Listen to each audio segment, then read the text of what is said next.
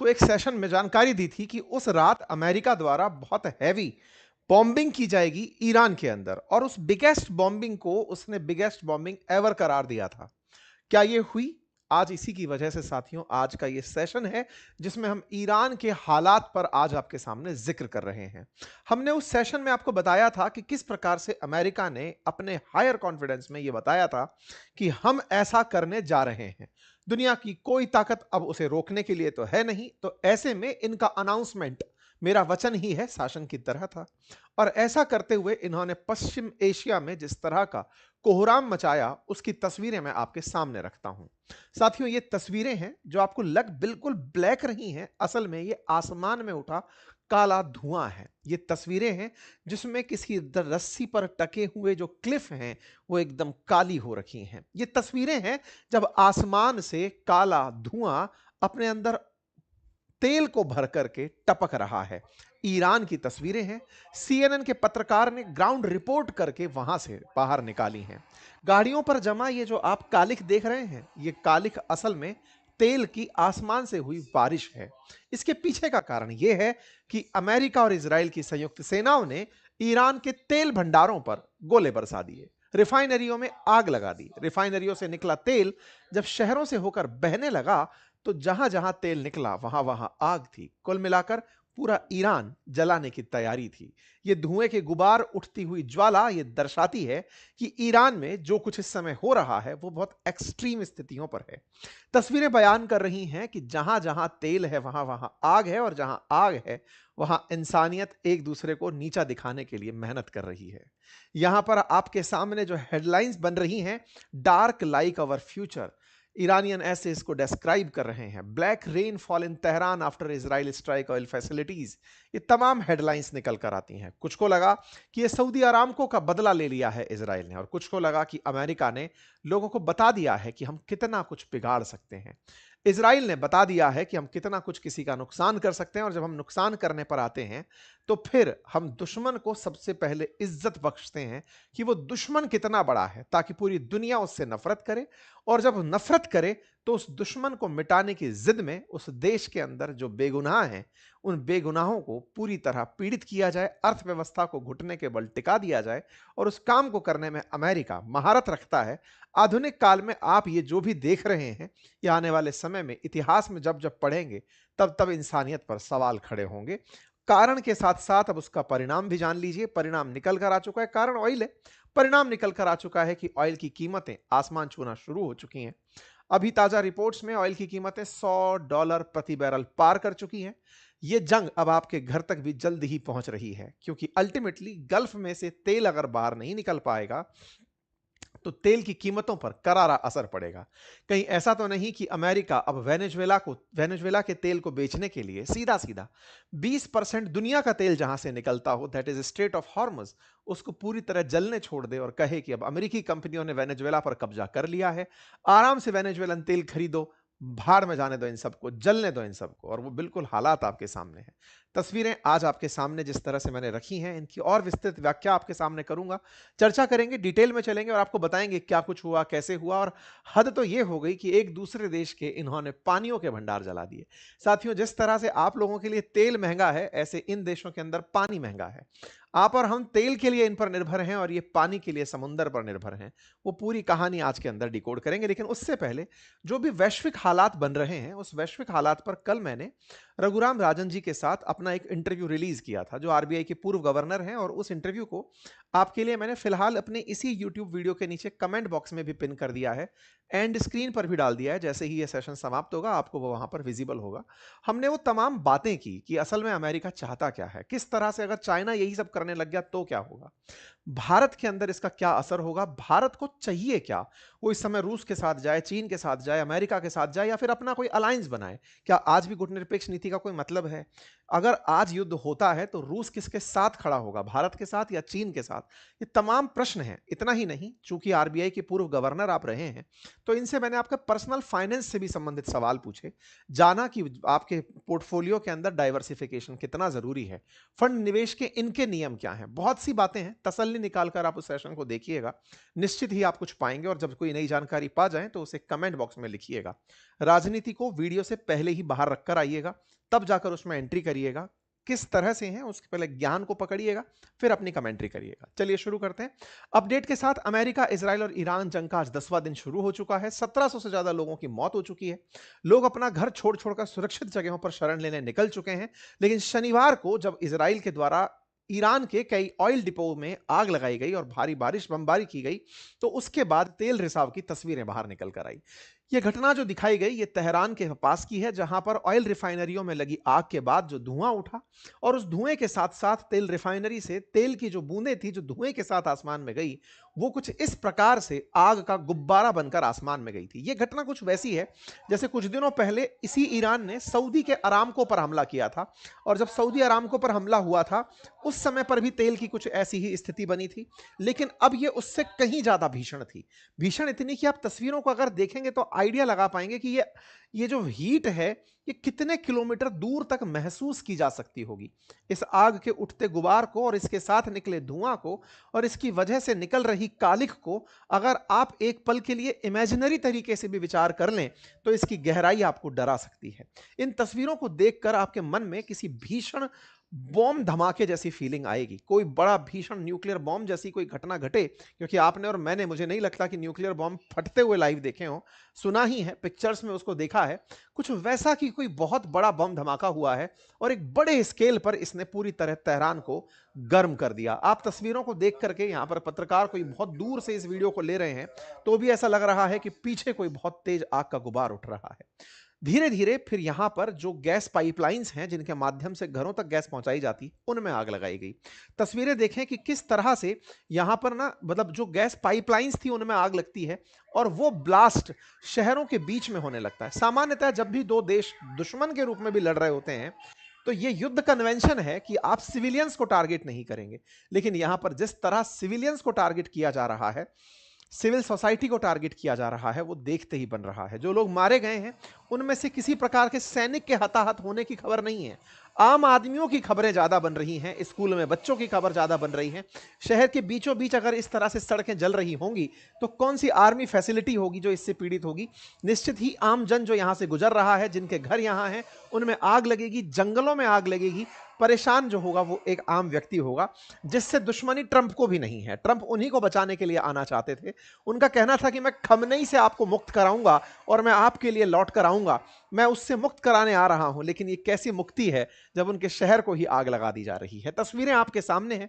तस्वीरों को देखकर पूरे ईरान के अंदर जो हालात हैं वो आपके सामने बनते हुए दिख रहे हैं। अब जो पॉसिबल टारगेट था ईरान में, कुछ वो इस तरह दिखाया गया और पोस्ट स्ट्राइक जहां जहां आग लगी वो सारा की सारा यहां पर दिखाया गया।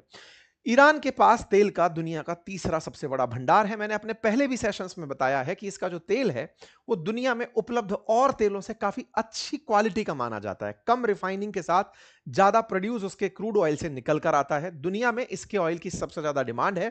और अब तो व्हाइट हाउस के कई डायरेक्टर लेवल के अधिकारियों ने यह तक कहा है कि अमेरिका का अब जो मंतव्य है वो यहां से, क्योंकि जब अमेरिका युद्ध में अपना खर्चा दुनिया को गिनाएगा कि देखो मैंने खमनेई को हटाया, न्यूक्लियर थ्रेट को हटाया, दुनिया अब इस बात को बहुत अच्छे से समझने लगी है कि ये जो न्यूक्लियर थ्रेट था जिसको अमेरिका बार बार कह करके ईरान पर हमले का कारण ढूंढ रहा था, अगर वो वाकई रहा होता तो ईरान अब तक उस न्यूक्लियर बॉम्ब को किसी ना किसी देश पर गिरा चुका होता। नंबर दूसरा, अगर न्यूक्लियर बॉम्ब वाकई में रहा होता तो वो अपने लोगों को और अपने सुप्रीम लीडर को ऐसे मरता हुआ नहीं छोड़ देता। ये बिल्कुल बिल्कुल वैसे ही हुआ जैसे सद्दाम हुसैन को मारने से पहले अमेरिका ने वेपन ऑफ मास डिस्ट्रक्शन नाम देकर कहा कि इनके पास केमिकल वेपन है जो अमेरिका को नहीं पूरी दुनिया के लिए खतरा हो सकते हैं, इन्हें खत्म करना होगा। क्योंकि इराक के पास तेल था, ईरान के पास दुनिया का सबसे अच्छा तेल है, भले ही क्वालिटी क्वांटिटी में नंबर 3 पर आता हो। वेनेजुएला उसके ऑलरेडी कब्जे में है, सऊदी अरब वैसे ही उसका पपेट बनकर बैठा है। बचा अब ईरान, तो ईरान के तेल पर कब्जा करना था। खमनेई अमेरिकी कंपनियों को टिकने नहीं देते थे, उनको हटाने के लिए और पूरे देश को बिल्कुल जीरो पर लाने के लिए हमले शुरू हो गए। अगर न्यूक्लियर बम रहा होता, और जिस बात को अमेरिका कहता है कि हमने B2 बॉम्बर्स से उस पूरी फैसिलिटी को जो इस्फहान में है, जो नातांज में है, उन्हें न्यूट्रलाइज कर दिया। साथियों, न्यूक्लियर बॉम्ब का अगर कहीं पर भी इस तरह का कोई इंसिडेंट रहा होता तो निश्चित ही उस वजह से कोई बड़ा ब्लास्ट ईरान में भी हुआ होता, ऐसा भी नोटिस नहीं हुआ। ना रेडियो एक्टिव विकिरणों की बातें निकल कर आई, अब तक बस चर्चाएं ही हैं। लोगों को उम्मीद है कि ईरान क्या अब तक इसके बारे में ब्लफ ही कर रहा था कि मेरे पास न्यूक्लियर मामला है, मेरे पास 60% जो एनरिच्ड यूरेनियम है उसकी मात्रा 400 किलोग्राम है, तो क्या ईरान भी उस मात्रा को लेकर केवल ब्लफ कर रहा था, और वो इसलिए कि कहीं उसे हमले का निशाना ना बना लिया जाए? क्या ईरान अपने बचाव के लिए फर्जी न्यूज बाजार में फेंक रहा था कि मेरे पास यूरेनियम है? क्या वो ये जानता था कि मैं इस यूरेनियम की वजह से बचा हुआ हूं? क्या है पूरी गणित, यह आने वाला समय बताएगा, लेकिन शायद अमेरिका की गुप्तचर एजेंसी इस बात को अच्छे से जानती थी कि उन्हें यूरेनियम से दिक्कत नहीं है, उन्हें तेल पर बैठे हुए खमनेई से दिक्कत है। उसे हटाना होगा और ईरान पर कब्जा करना होगा, और उसके लिए पूरा काम करके दिया इजराइल ने। इजराइल एयरफोर्स ने बाकायदा अपनी तरफ से जानकारी दी कि हमने कैसे कैसे काम किया, अपनी काबिलियत गिनाई कि हमने कैसे काले बादल यहां पर डाल दिए, कैसे लोगों को यहां पर इस तरह मजबूर कर दिया कि वो अपने विभत्स रूप का भी तस्वीर लेकर रखना चाहते हैं। लोगों का जीना दूभर है, और ईरान की तस्वीरें अब अमेरिका पूरी तरफ जारी कर रहा है। तस्वीरें आप और हम तक भी पहुंची, लेकिन वह इस बात की कि बाजार बुरी तरह गिर चुका है। तेल के अंदर अगर बात करी जाए तो क्रूड ऑयल के भाव $115 प्रति बैरल से ऊपर निकल गए हैं। जहां तेल अमेरिका रशिया यूक्रेन युद्ध के चलते भारत $60 प्रति बैरल में परचेज कर रहा था, या उससे कम भाव पर प्रति परचेज कर रहा था, आज वो $120 तक पहुंच रहा है। यह अपने आप में दर्शाता है कि आने वाले समय में आम जन तक भी, आप और मुझ तक भी पहुंचने वाले तेल और पेट्रोल की कीमतें बढ़ेंगी। नंबर दूसरा, उनके बढ़ने से हमारे आम जीवन के अंदर जो भी यातायात से प्रभावित होने वाले व्यापार हैं, या यातायात से जुड़ी हुई जो भी कीमतें हैं, वो आपको और हमको निश्चित ही परेशान करेंगी। कुछ दिन में वो दिखाई देने लगेगा। पड़ोसी मुल्कों में दिखना शुरू हो चुका है। बांग्लादेश के अपडेट आ चुके हैं, लोगों को कहा गया है कि घर में रहें। पाकिस्तान में वर्क फ्रॉम होम की तैयारी चल रही है। हर देश जो तेल पर निर्भर है वो अब धीरे धीरे इस तेल की कीमतों से प्रभावित होना शुरू हो चुका है। और आने वाले दिनों में चूंकि और भी हमले होंगे, तो ऐसे में अमेरिका और इजराइल मिलकर के जो ये वेस्ट एशिया में हालात पैदा किया है, वो हालात इन लोगों के बयानों से साफ दिखती है। और इनका कहना है थोड़े दिन के लिए तेल की कीमतें बढ़ेंगी, लेकिन उसके बाद तेल की कीमतें अचानक नीचे आ जाएंगी। ये वही ट्रंप हैं जिन्होंने पहले टैरिफ लगाकर बाजार के साथ कोहराम मचाया। भारत का बाजार जहां 85,000 था, गिर करके 73,000 तक चला आया। फिर से बाजार संभला ही था कि चलो अब ट्रेड डील हो गई है, सब कुछ ठीक हुआ ही है। अब बाजार 77,000 सेंसेक्स उसके आसपास चल रहा है। बाजार के लिए यह किसी बुरे सपने से कम नहीं है जो इस समय धरती पर ही उपस्थित है। इनके एक मित्र हैं साथियों, लिंडसे ग्राहम, जिनके ऊपर आरोप है, ईरान का आरोप है कि उन्होंने और नेतन्याहू ने घूम घूम कर इनका दिमाग भरा, ट्रंप को इस चीज के लिए कन्विंस किया कि आपको ईरान पर हमला करना चाहिए। लिंडसे ग्राहम वही हैं जिन्होंने कभी भारत के ऊपर 500% टैरिफ लगाने की ट्रंप को सलाह दी थी कि आप 500% टैरिफ लगाइए, रशिया यूक्रेन युद्ध रुकवाना चाहते हैं। तो वही लिंडसे ग्राहम पर ईरान के विदेश मंत्री का आरोप है कि उन्होंने, Graham travelled several time to Israel in recent weeks, meeting with members of country intelligence agency, they will tell me things our own government won't tell me. इन्होंने अपनी तरफ से, जो ईरान के विदेश मंत्री, इन्होंने कहा कि ये लिंडसे ग्राहम ही हैं जो नेतन्याहू के पास जाकर आए। इन्होंने घूम घूम कर मिडिल ईस्ट में और सब देशों में चर्चाएं की और ट्रंप को कन्विंस किया कि ईरान पर हमला करना चाहिए। बोले असल में इस व्यक्ति ने ही ट्रंप को उकसाया था। चेहरा पहचान लीजिए, ये वही व्यक्ति है जो भारत पर 500% टैरिफ लगाने की बात करता था। अमेरिका का एक सीनेटर है, ट्रंप का मित्र है, और ट्रंप के इस मित्र ने इन दिनों जो यात्राएं की हैं उन्हें आप एक बार देखिएगा। ये 10 जनवरी को ट्रंप से मुलाकात करता है और कहता है मेक ईरान ग्रेट अगेन, कि सर चलो ईरान को ग्रेट बनाते हैं। और उस यात्रा को करने के लिए लिंडसे ग्राहम निकल पड़ते हैं और निकल कर पहुंचते हैं म्यूनिक जर्मनी में। और वहां पर ईरान के सपोर्ट में, कौन से ईरान के सपोर्ट में? जो खुली सांस में जीना चाहता है, खुली सांस लेना चाहता है, जो खमनेई के विरोध में है, उनके नेतृत्व में इसने एक रैली की ताकि दुनिया में यह बताया जा सके कि ईरान की सत्ता परिवर्तन में बहुत से लोग खुले विचारों के हैं जो ईरान को बदलते हुए देखना चाहते हैं। यह रैली में पहुंचता है, दुनिया को सेंसिटाइज करता है कि चलिए जानकारी लेते हैं। 15 फरवरी को यह निकलता है और यह पूरी की पूरी अमेरिकन सोसाइटी को ट्रीट करते हुए, दुनिया को बताते हुए कि यह कितना खतरनाक हो सकता है, उसके बारे में इजराइल की यात्रा पर निकलता है। नेतन्याहू से मुलाकात करता है। नेतन्याहू से मिलने के बाद में इनके विदेश मंत्री से मुलाकात करता है, और मुलाकात करके यह साफ साफ यहां बोलकर आता है कि अब महीने 2 महीने की बात नहीं है, महीने और 2 महीने की नहीं, कुछ हफ्तों की बात है जब अमेरिका ईरान पर फैसले लेगा। 16 फरवरी को इन्होंने बोला था और 28 फरवरी के दिन तो रिजल्ट ही आ गए थे कि युद्ध शुरू हो गया है। यह व्यक्ति जहां जहां घूमा, साथ में जो मैंने आपसे कहा था कि सऊदी क्राउन प्रिंस ने अपनी तरफ से इन्हें कहा अमेरिका को कि आप खमनेई के ऊपर फैसला ले लीजिए, वो यहां से प्रूव होता है। 16 फरवरी को ये मुलाकात करने के बाद 20 फरवरी को एमबीएस से मिलने के लिए सऊदी आया था और वहां पर इनसे बात किया कि आने वाले समय में आपको दिक्कत नहीं हो, इसीलिए हम कुछ करने जा रहे हैं। ये सबसे जानकारी लेकर फिर ट्रंप के पास पहुंचा था कि साहब मैं घूम आया हूं और अब आप फैसला ले लीजिए। ये बहुत करीबी ट्रंप के माने जाते हैं। इजराइल इन्हें सबसे इन्फ्लुएंशियल सीनेटर मानता है। साथ ही साथ ये इजराइल के अमेरिका में सबसे बड़े फेवर के लोगों में से एक माने जाते हैं। यही कारण है कि ईरान के जो अरागची विदेश मंत्री हैं वो इन पर आरोप लगाते हैं कि नेतन्याहू और इस व्यक्ति ने मिलकर के ट्रंप को उकसाया कि वो ईरान पर हमला करे। खैर, अब जो भी है, कारण पता चला, व्यक्ति पता चला, लेकिन इसके मन में पहले कुछ ना कुछ रहा होगा जिसका परिणाम आज आप लोगों को देखने के अंदर मिला है। आज ईरान में जो हालात हैं वो निश्चित ही अमेरिका की कोई ना कोई मंशा को सिद्ध करने के लिए हैं। इसीलिए इन्होंने एपिक फ्यूरी नाम से गल्फ के अंदर इस तरह का एक्शन लिया। इजराइल को निश्चित ही ईरान से एक डर था कि कल को ईरान जिस तरह से रीजनल पावर्स को मदद कर रहा है, चाहे हूती हो, हमास हो, हिजबुल्ला हो, वो एक दिन इजराइल के अस्तित्व को संकट में ले जाएंगे। इसी में इजराइल ने ईरान पर हमला कर दिया कि तुम रहोगे ही नहीं तो फिर हम पर कैसे हमला करोगे। तो सेल्फ डिफेंस में किया गया ये एग्रेसिव अटैक था, डिफेंस में ना होकर वॉर में किया गया रूप था। कुल मिलाकर के ये सारी चीजें निकल कर आई और इन सारी चीजों में जो सबसे बड़ी चीज निकल कर आई वो ये कि अमेरिका ने और इजराइल ने मिलकर ईरान के उन ठिकानों पर भी हमले किए जहां से प्योर पानी प्राप्त होता है। पानी की क्या कहानी है, थोड़ा इसको समझ लेते हैं।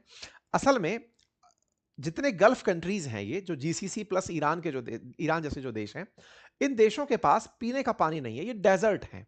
पीने के पानी के लिए ये मेजरली समुद्र के पानी पर निर्भर करते हैं। समुद्र का पानी खारा होता है।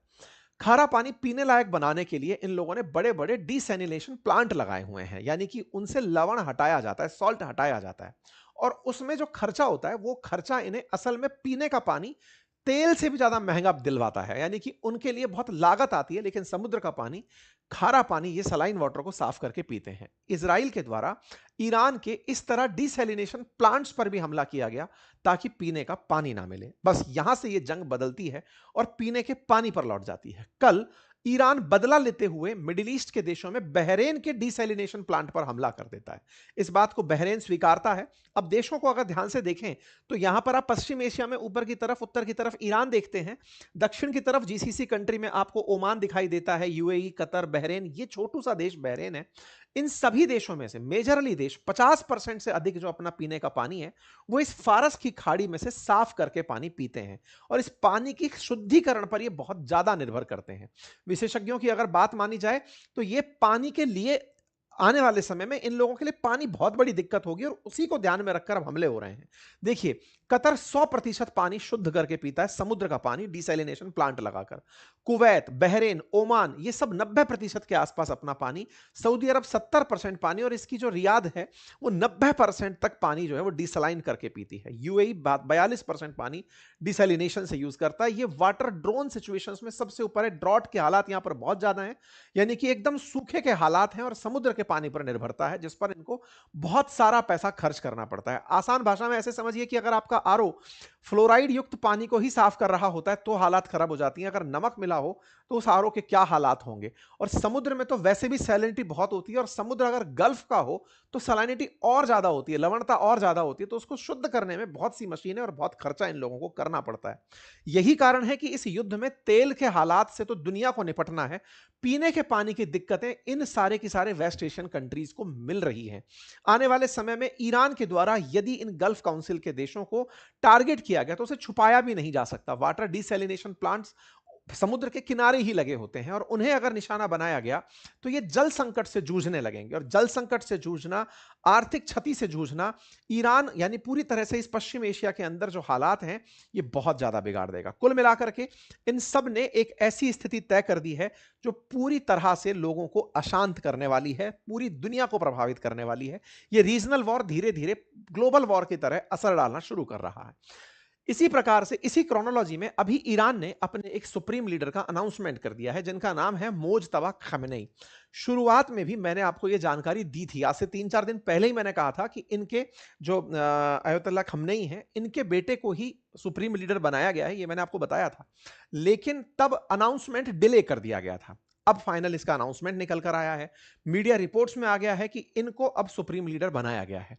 अमेरिका और इजराइल पहले ही कह चुके हैं कि जो भी सुप्रीम लीडर बनेंगे, अगर वो हमारी पसंद के नहीं है तो हम उन्हें खत्म कर देंगे। अब देखना होगा कि अमेरिका इन्हें किस समय निशाना बनाने की प्लानिंग करता है, और दुनिया अल्टीमेटली जो इतने दिनों से चुप है, वो किस तरह का रुख लेती है। क्या चुप्पी रहना ये समझा रहा है कि सब लोग अमेरिका के साथ ईरान के खिलाफ हो रखे हैं, या फिर ईरान के पक्ष में भी, या ईरान के अंदर जो लोग जो निर्दोष हैं, अगर उनके ऊपर हमले हो रहे हैं तो उनके लिए भी कभी कोई बोलने आएगा, या फिर ईरान अगला गाजा बना दिया जाएगा।